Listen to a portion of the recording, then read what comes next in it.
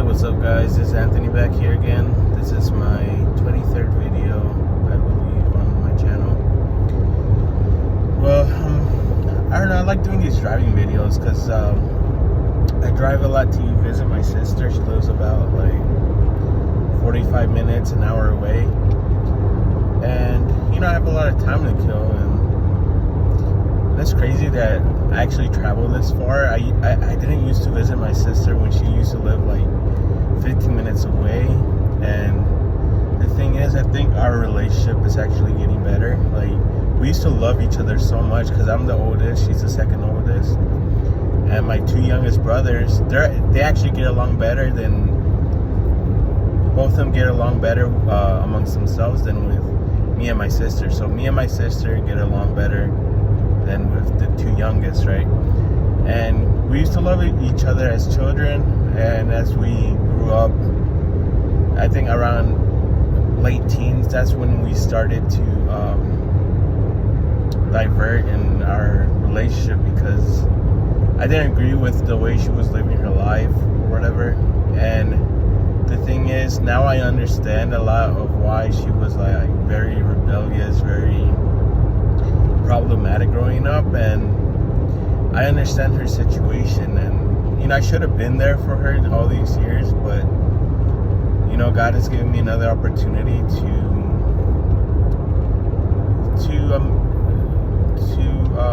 fix our relationship. And you know, I don't have any kids, I'm 36, no kids, but I love my nephews and my niece like if they were my own kids. Like, I would adopt them in a heartbeat if I had to. And like, I love them, so I'm actually I'm inviting them out for dinner right now. So yeah, apart from that, you know, I've had a few things happen to me. I know this is gonna be a long video just because so many things have happened and I don't make videos enough, so I'm trying to put everything together in this video. So I'm gonna try to speak a little bit quicker and just get to the point. Actually had the first story I want to talk about was my first negative experience of semen retention. And it wasn't because of myself. I mean, it wasn't because of the practice of semen retention. It was just, I let it get to my head. And the thing is, I believe I've spoken before that, you know, even if you do celibacy or this practice of semen retention, everything has to be for the glory of God. And the thing is, you think you're doing this yourself. No, God or the universe, whatever you want to call it, is giving you these gifts for living the way God intended us to live. So, you know, it's like, yeah, we're just living the way we're supposed to live with God intended us to live. So these gifts are being given to us.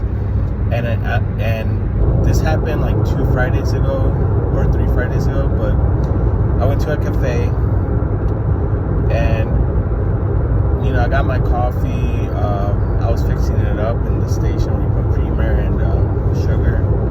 And I was waiting on my brother to get his coffee ready.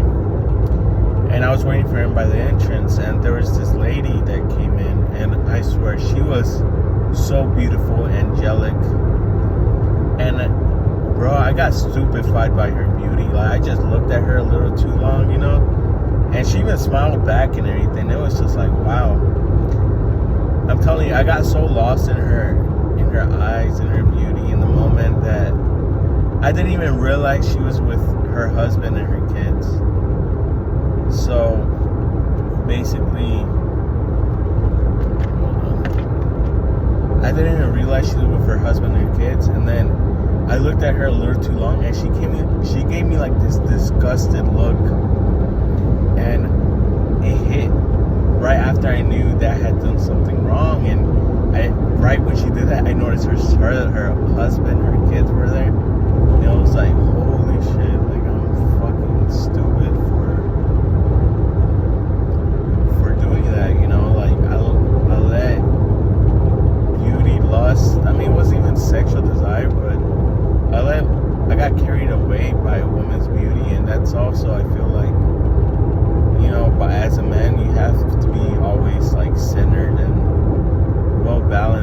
can't get emotional, not even with a woman's beauty, right?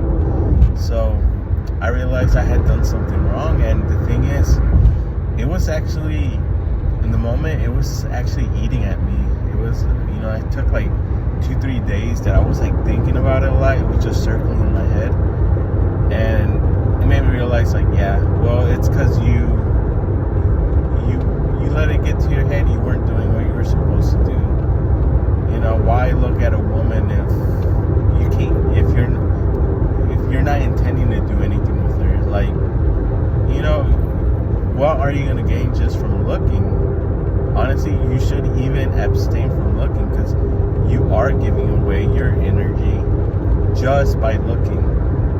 And then if you let the looks turn into thoughts, the energy is being sucked out of your body through the thoughts also. So just always keep level-headed. I just realized, man, God really humbled me and told me, like, hey, if you're gonna do this, calm down and make sure you're doing it right. So that's my first story. There's another thing that I've noticed with senior attention is that, like, I work in different people's homes, right? And there's certain clients that I don't see very often. Like this one client hired me for a job, and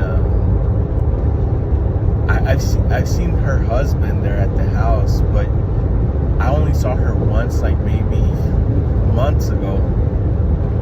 And before that, I probably saw her like maybe half a year before that. Like she doesn't work from home, so. And then I remember last time she saw me, like I think she noticed that I got a little bit bigger at the gym, like more muscular, because I don't know, like I feel like I still have a lot of puffiness in my face, but I think I'm not doing the diet properly, and I'm not even trying to diet. But I've noticed that my shirts have been fitting better than before, because I tried on some, I've been putting on some winter clothes already because it's getting cold here. And then I think she noticed that, okay, I was going to the gym.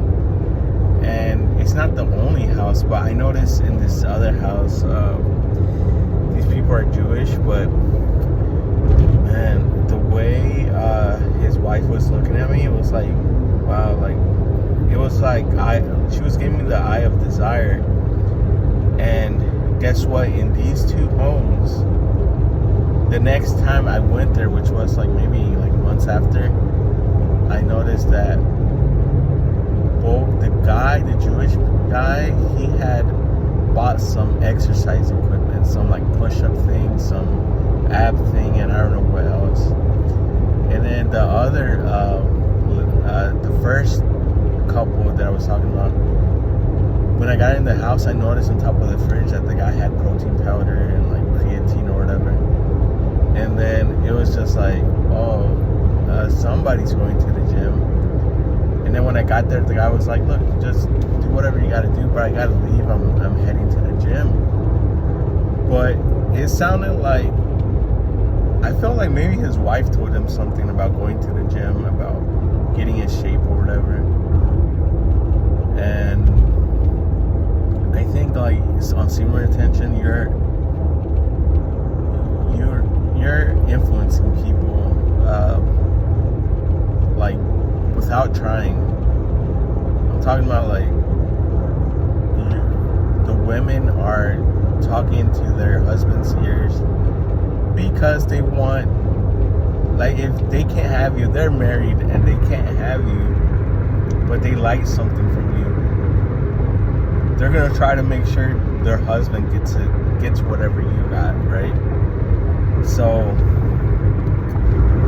yeah, and I noticed, like, in the first couple, I don't mean this in like a disrespectful way, but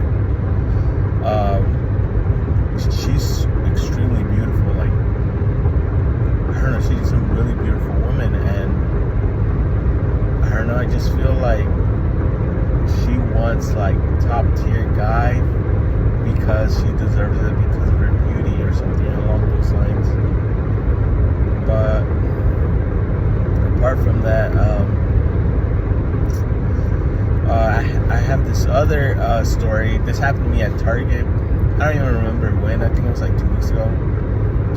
I was at Target, and there's these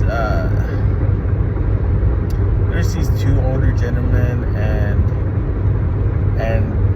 it looked like maybe it was their grandson. He was like maybe 13, 14, or maybe one of them was the dad, but they were talking in Spanish. And these kinds of people, they look white, like they look like the rich class in back in my home country. I'm from Guatemala, so like you really notice that the really rich people, they have like pure like European blood. Most of them look like European white, and they never really like mixed in with a different bloodline or whatever.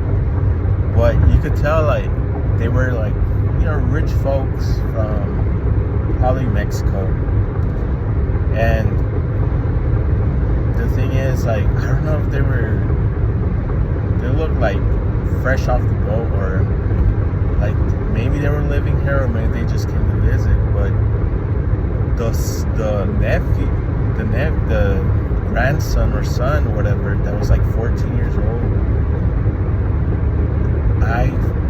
he looked so afraid of me. Like I didn't do anything I didn't mean-eye him or anything. And the thing is, I usually have a serious face. Like, I mean, but it wasn't like, oh, I try to walk out with my shoulders. I just walk confidently, and I don't like to slouch. I've never liked to slouch. I've always tried to like stand up straight, holding my gut. I've always walked this way. But the thing is, the kid saw me like twice. I was like around the food section in Target, and the kid looked like pure fear. And I think it has to do with even men not seeing what a real man is like. I'm talking about like you're turning from like a domesticated lion into a lion, a natural lion in the wild. I'm talking about like people sense that you have this something extra about you, some extra energy. You have the potential for violence, and yeah, and I even noticed like, I mean, here and the thing is, I don't get it. Like, I'm not like super in shape, but even my nephew, I've hung out with him. I hang out with him a lot because I try to like spend time with him, since his father is very like negligent of him. So I'm trying to be a role model in his life, because I realized I never had a role model, right? So, you know, we went hiking a few weeks ago, and like he was like he saw me, and he was like, man, like he was telling me that I look like super in shape, that I don't really look fat, I just look like built. And like even like since we were hiking up a mountain, like he was kind of like staring behind. He was like, damn, Theo. He was like, Theo means uncle in Spanish. He was like, your calves are super big. I'm like, I didn't even notice. Like, I don't work out calves. But the thing is, the types of workouts that I do is kind of like full body. So somehow I'm still working them out without even trying. And maybe I'll do a video on these workouts, because it's like pure kettlebell. And I swear, if you guys ever try working out with kettlebells, you're going to love it. It's like it's more fun than using a machine. And the thing is, like, the way it's shaped, the way, you know, the ergonomics of a kettlebell actually like makes it really easy to do like fluidly, like kind of like you can get in this flow state without dropping the kettlebell and have a full body workout. Unlike the dumbbells are completely different. It just feels like it's not really part of your skeletal. It's not like an extension of your skeletal system. So the thing is, kettlebell, it just feels like it's part of your skeleton.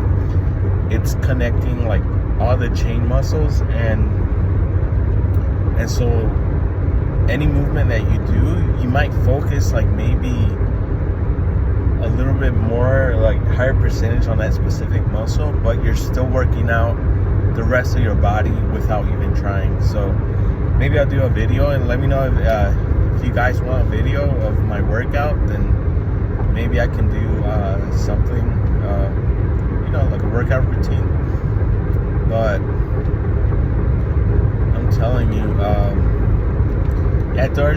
those are the three main stories that I've been, three main things that have happened to me. And like, I had like the worst weekend of my life, like maybe in a long time, like last week. And the thing is, I think I mentioned before that I don't really get along with my mother like I used to. And the thing is, things kind of like, we finally like stopped. We got into an argument basically. So the thing is, we've been dragging along these problems for a long time, and everything blew over. And the thing is, when I argue now, I argue different, in a different manner, and it's due to semen retention, because it's like, you're just more stoic, you're just more calm, and you're less emotional. So when, I was arguing with my mom, I was just, I wasn't like screaming, but I had a very stern voice when I was talking to her.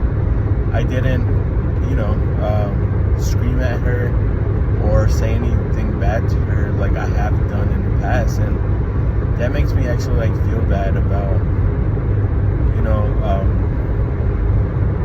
when I've treated my mother this way. But sometimes the pain, or it's just the frustration, gets to you. And I've asked for forgiveness in the past because of this. But now it's like, I don't see the point in me having to scream anymore. It's just like, I'm just stable well-centered and stable and on the inside. So there's no point for me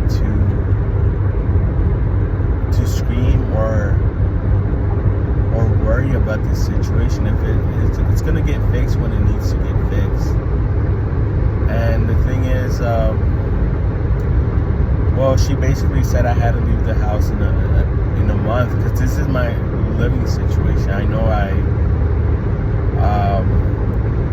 the situation was, I didn't comment on what exactly happened with my living situation, but I was supposed to rent like the basement area of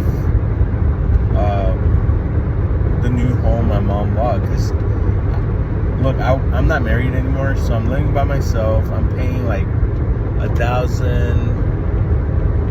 I was paying $1,600 for a 2-bedroom, and I was living alone. So I was like, man, like, I gotta find a 1-bedroom. And around the time when I started looking for apartments, an opportunity came about where she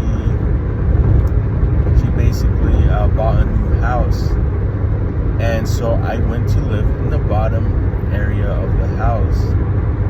And the plan was that the bottom area was going to be divided from the top area, and there were going to be more tenants on the top area of the house, and I was just going to,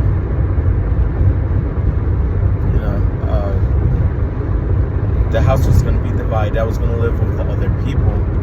And when she told me, like, if I wanted to rent, I was like, yeah, sure, sounds like a good idea. And plus it was cheaper where I was living, and plus I had my own space in the basement.